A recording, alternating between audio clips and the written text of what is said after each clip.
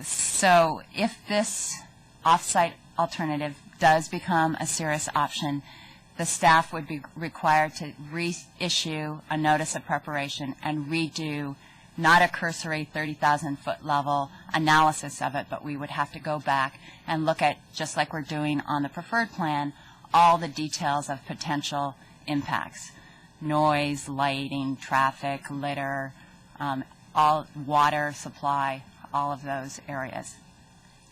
And then we'd probably have the off-site be the preferred. We had two meetings yesterday.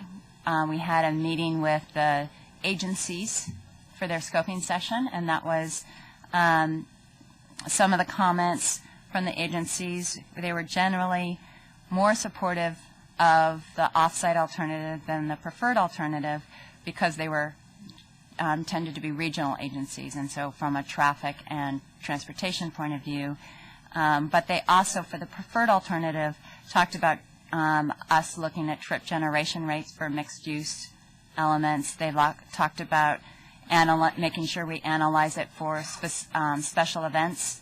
And they wanted to make sure that our parking management plan was dynamic, that we looked at it continuously to always revise and mitigate and redefine the parking plan as we learn season by season.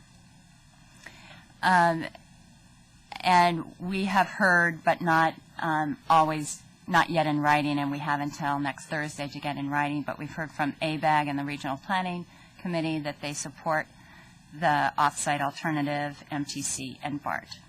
In the evening, we had a public scoping session last night, and generally the feeling was that the residential west of 680 had potential for impacts of traffic congestion, lighting, noise, too close to a residential district, potentially traveling through the neighborhood to park and to get to the site. So there was significant opposition against the Warm Springs alternative, and support, I think, in general, not from the residents, but citywide, of having the A's in Fremont. There was also a feeling of, we like the Santana Row concept of Pacific Commons, and they supported that. And the other issue was that at Warm Springs it did not feel as vibrant an area if it was just a stadium and a sea of parking. So that's sort of our update in the last 2 weeks, and now the applicants are here, members of the A's development team are here to answer any questions and to open it up to the council. Okay, is there a presentation by the applicants, or just going to address questions? Come on up, applicants.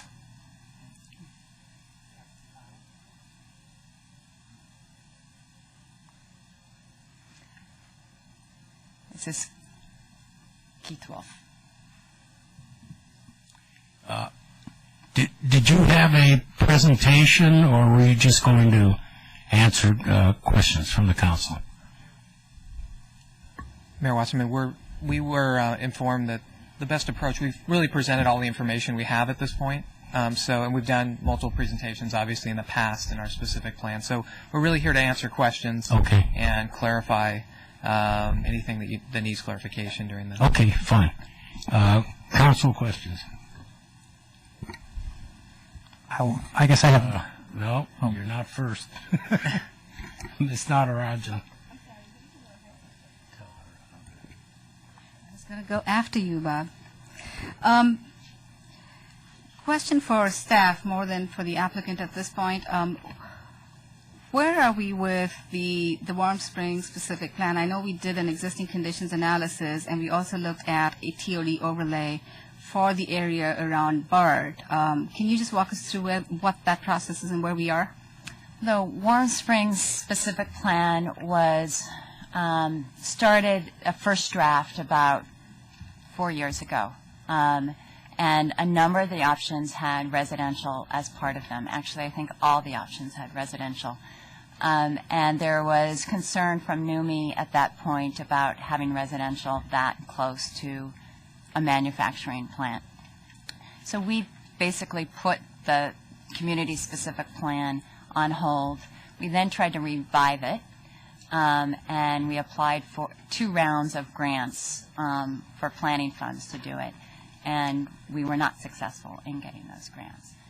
During that same time period, the council asked, as part of the general plan discussions, to look at transit-oriented development around our transit nodes, Centerville, Fremont, BART Station, and Warm Springs BART Station. And that right now is just in the infancy stage of, big picture concept of we want higher density and higher residential on the other sites, but we're looking at not having residential at the Warm Springs site. And so the Warm Springs site, we're looking at office, commercial, mixed use. So besides the existing conditions, we have nothing else that we've developed for the area around the BART station at this time? At this time, right. Okay. If you, I don't know if this is the applicant or staff, could you talk to us a little bit about the alternative? I know we've always considered the Warm Springs station as an alternative site. Are there any challenges or new obstacles to the project as defined and where it's located at the Pacific Commons site? There are a number of issues, as they are with every development project. Some of the issues are around how to separate game day traffic from the residential neighborhood. How do we ensure that there aren't, people driving through the area?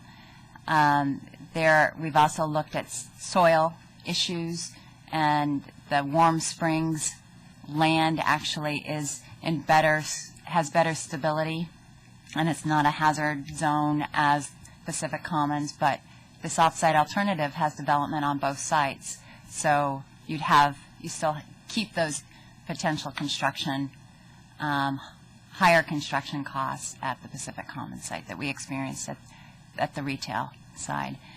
As far as lighting and visual impacts, it's a concern that staff would raise, and if we were analyzing it, we would do photo simulations of specific areas in the residential area, and what we'd want to hear from the local neighborhoods is which specific sites have the highest potential for visual impact. Visual impact would also include potential impacts for lighting, and so we would then do a simulation.